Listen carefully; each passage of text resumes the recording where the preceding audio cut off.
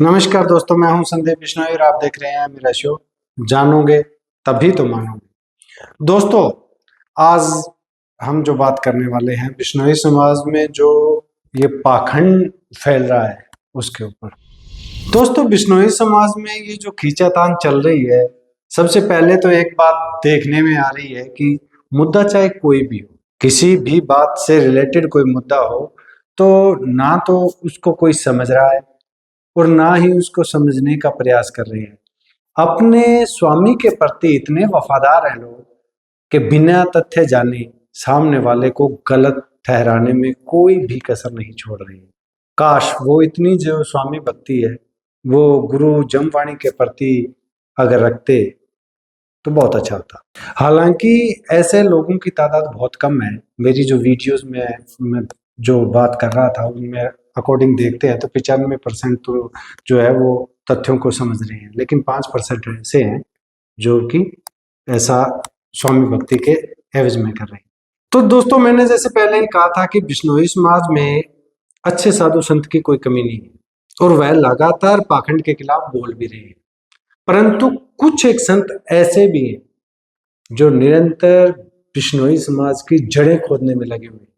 उदाहरण स्वरूप मैं आपके सामने आज ऐसे तथ्य रखना चाहूंगा जिनसे आपको यह पता चलेगा कि यह जो कर रहे हैं यह बिल्कुल ही बिश्नोई समाज के मूल सिद्धांतों के बिल्कुल खिलाफ है। तो जैसे अब मैं पहले स्टार्ट करूंगा भी, यह पंचांग पतड़ा देखने में लगे हुए, मुहूर्त तिथि बार वगैरह ये निकालने में लगे हुए। तो क्या गुरुजी ने मुहूर्त और तिथि बार का खंडन नहीं किया था?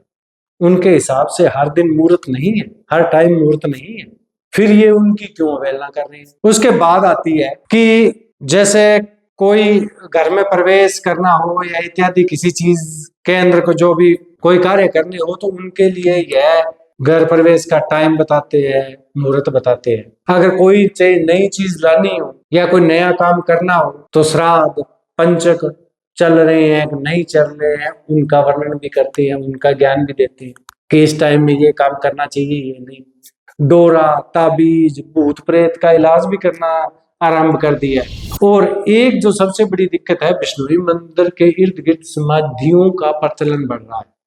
जो समाधि है उनका, मैं तो इन सभी से यही पूछना चाहूंगा कि बिश्नोई समाज में समाधियों से क्या योगदान रहेगा, इनसे क्या भला हो पाए? अब लोग उन समाधियों पर फूल माला वगैरह चढ़ाने लगे या माथा टेकने लगे हैं, तो क्या यह गुरुवाणी में कहीं इस बात का वर्णन है?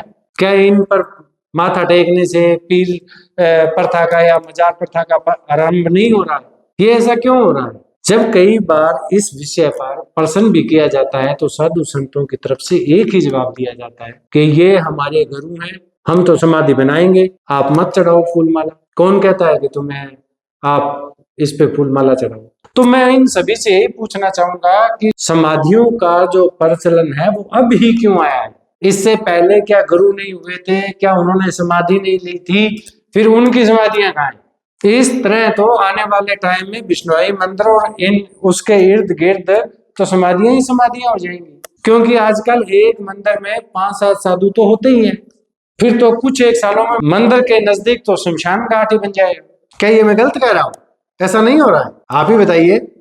और स्वामी सच्चिदानंद जी ने जो एक ब्रॉडकास्ट किया था उसमें गुरु जाम्बो जी के बारे में उन्होंने बताया है कि गुरु जाम्बो जी ने वेदों को सरल भाषा में बताया है। यानी कि पहले वेद है वो संस्कृत भाषा में थे तो उनको सरल करके हमें बताया है।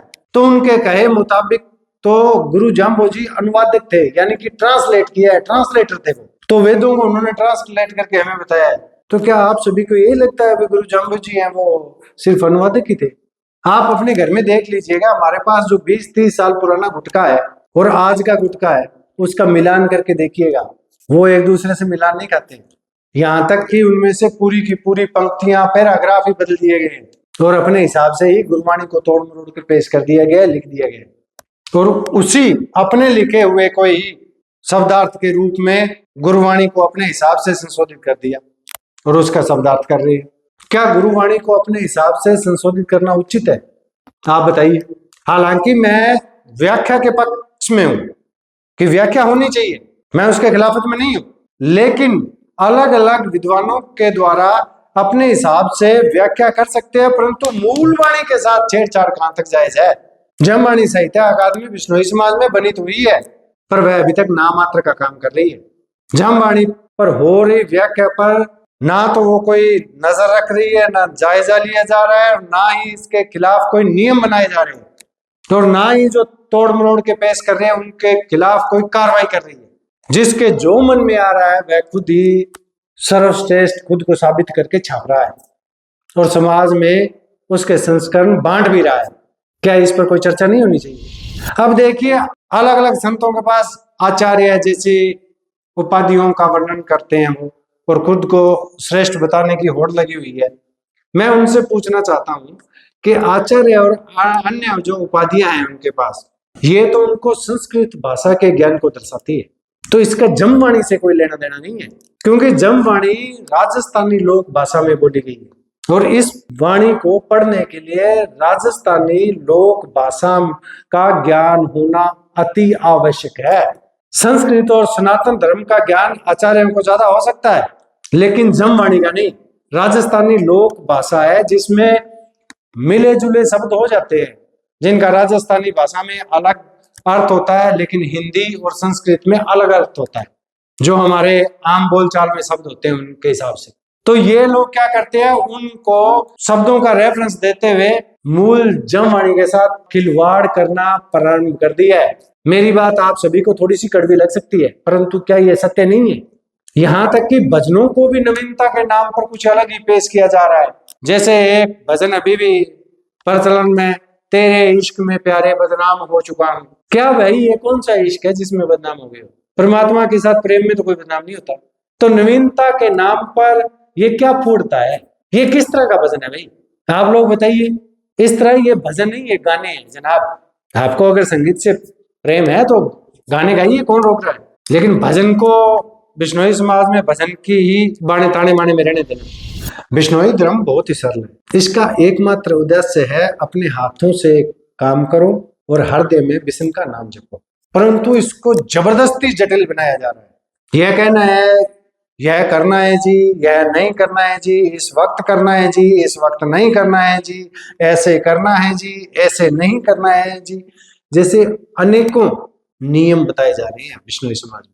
बिश्नोई धर्म में 29 नियम का वर्णन है, तो 29 नियमों में ऐसा क्या है जो आम व्यक्ति को समझ में नहीं आ रहा? फिर इसको इतना जटिल क्यों बनाया जा रहा है? इसकी जरूरत क्या है? दोस्तों, जैसे कि मैं एक उदाहरण और देता हूं। मैं आपको बिश्नोई महासभा की तरफ से अब की बार जो दीपावली की तिथि थी वो बताई गई थी, परंतु एक संत ने एक अलग ही तिथि बता दी गई और बिश्नोई महासभा को गलत साबित कर दिया। अगले दिन की तिथि बताई गई थी, तो क्या ये उचित था या उनके पास कुछ अलग ही जानकारी थी? अब की बार बिश्नोई समाज में 2 दिन दीपावली मनाई गई है, और ये मैं कोई मनमानी बात नहीं कर रहा हूँ, आप सभी के सामने। तो क्या एक ही समाज में ऐसा संभव है? तो जो अब समाज करते हैं, मैं उनसे पूछना चाह रहा हूँ, क्या ये समाज को बांटने की साजिश नहीं है? क्यों महासभा के द्वारा बताई गई तिथि को अनसुना कर दिया गया, या खुद को श्रेष्ठ बताना था? खुद को आप ही बताइए। हालांकि कुछ साधु संतों के द्वारा बिश्नोई समाज में जो विद्वान है उनके द्वारा जमवाणी के अलग रूप को दर्शाने को लेकर चर्चाएं भी होती हैं, आवाज भी उठती है, परंतु उनकी फैन फॉलोइंग कम होने के कारण उनकी आवाज दबा दी जाती है, क्योंकि जिनके जितना ज्यादा ग्रुप होगा उसकी आवाज उतनी सुनी जाएगी। दोस्तों, अगर ऐसा ही चलता रहा ना तो बिश्नोई समाज में अलग अलग नाम से पंथ चल पड़ेंगे और उनके कल को कुलदेव भी हो जाएंगे। फिर कहलाए जाएंगे ये फलापंथी है, ये फलापंथी है, ये उनके कुल देवता ये है, उनका कुल देवता ये। सोचने का विषय दोस्तों। इसका एकमात्र ही उपाय है बिश्नोई महासभा को सशक्त करना होगा। बिश्नोई समाज में जो भी डेरा मंदिर बिश्नोई समाज से संबंधित रखता है ना, उसको बिश्नोई महासभा के नियमों का पालन करना होगा और बिश्नोई महासभा को उन पर नियंत्रण करना होगा। अगर कोई भी जमवाणी के ऊपर किसी तरह का शोध कर रहा है या उसे प्रकाशन करवाने की चाह रखता है, तो अपना संस्करण छपवाने से पहले जमवाणी साहित्य अकादमी के द्वारा अनुमति लेना अनिवार्य होनी चाहिए, ताजो की बिश्नोई मूल सिद्धांतों के खिलाफ कोई भी अपने मनमुखी विचार है वो छाप कर बिश्नोई समाज को गुमराह ना कर पाए। ऐसा सभी को करना होगा। यहाँ पे कोई अकेली मेरी या आपकी बात नहीं है। क्या बिश्नोई समाज में पाखंड नहीं है? क्या अब मैं अगर इस वीडियो में अगर बता रहा हूं तो क्या ये मैं समाज का खिलाफ बोल रहा हूं? तो किस मंच पर बोलना चाहिए मुझे, आप ही बता दीजिए। तब यहाँ पे तो ज्ञान देने के लिए 50 आदमी आ जाएंगे जी। एक ही बात चल रही है पिछले कुछ वीडियो से, समाज के खिलाफ बोल रहा है, संतों को बदनाम कर रहा है ये। अच्छा जी, और संत जो कर रहे हैं जो ये नाम पे, उनके बारे में आप क्या कहना चाहेंगे? अगर कोई कोई अगर कुछ गलत कर रहा है उसके डफली नाम की बजाते ही चले जाए, उनके खिलाफ कुछ बोले ही ना। हर अगर कोई बोलने का कुछ बात करने की बात कर रहा है, मुझे तर्क के साथ समझाइए ना। अब इस टाइम आप गलत हो, ऐसे नहीं तू तो ये कर रहा है, तू तो वो कर रहा है, कमेंट नहीं करना है। आपने तर्क बताइए मेरे को साथ, बीजी इस तर्क पर ये गलत बात करी की है तूने और ये झूठ बोला है। अगर मैंने कोई झूठ बोला है या मैं कोई गलत तथ्य पेश कर रहा हूं तो आप जहां बताएंगे वहां आके माफी मांगने के लिए तैयार हूं। आप जो मर्जी सजा दे सकते हैं मुझे, लेकिन ये क्या बात हुई जी, बिना तर्क और बिना तथ्य के जाने पहचाने ही सामने वाले को ऐसा ऐसा नहीं है, ऐसा ना होगा और ना ये मैं सहन करूंगा। आप मुझे मेरी गलती बता दीजिएगा, मेरी गलती होगी तो मैं बिल्कुल मानूंगा। हाँ जी, ये नहीं होता जी, तुम तो बिश्नोई समाज को कि जो है बातें मीडिया में लेके आ रहे हो, इस तरह समाज की बदनामी हो रही है, समाज खंडित हो रहा है। अच्छा जी, आज मैं समाज के जो कुछ मतलब पाखंड चल रहा है उसके खिलाफ अगर मैं बोलने की कोशिश कर रहा हूँ तो मैं समाज बांट रहा हूँ, और जो कर रहे हैं वो सभी समाज जोड़ने में लगे हुए हैं। यही हुआ ना आपके हिसाब से? तो ऐसा आप अपनी स्वामी भक्ति दिखाइए, हमें कोई दिक्कत नहीं है।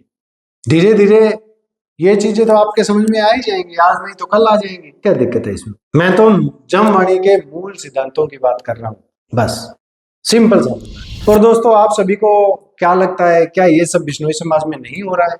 अगर हो रहा है तो इसका उपाय क्या है, आप जरूर बताइएगा, कमेंट बॉक्स में लिख के बताइएगा। क्योंकि जो ये खिलाफत में बयानबाजी कर रहे हैं ना, उनको भी जवाब दीजिएगा, रिप्लाई में उनको जवाब जरूर दीजिएगा। हालांकि बहुत से जो है जवाब दे भी रहे हैं उनको, लेकिन आपका कमेंट बहुत जरूरी है, क्योंकि आपके कमेंट के ही कारण सबसे पहले जब वीडियो देखी जाती है तो उसके नीचे कमेंट देखे जाते हैं भी। अगर पॉजिटिव कमेंट आ रहे हैं फिर नेगेटिव वाले चुप कर जाते हैं, क्योंकि उनको लगता है भी ये जो बात है लोग समर्थन कर रहे हैं। तो आपको जो भी बातें लगती हैं आप कमेंट में जरूर बताइएगा, लिखिएगा और मेरा साथ देते रहिएगा। और हाँ, अभी तक अगर मेरा चैनल आपने सब्सक्राइब नहीं किया है तो जल्दी से जल्दी मेरा चैनल सब्सक्राइब जरूर कर लीजिएगा, और फेसबुक पर मेरे पेज को या मेरे जो अकाउंट है उसको फॉलो जरूर कर लीजिएगा। और इसी दुआओं के साथ आज मैं आप सभी से विदा लेता हूँ और वीडियो यहीं समाप्त करता हूँ। आप सभी को नून प्रणाम, राम राम, नमस्कार।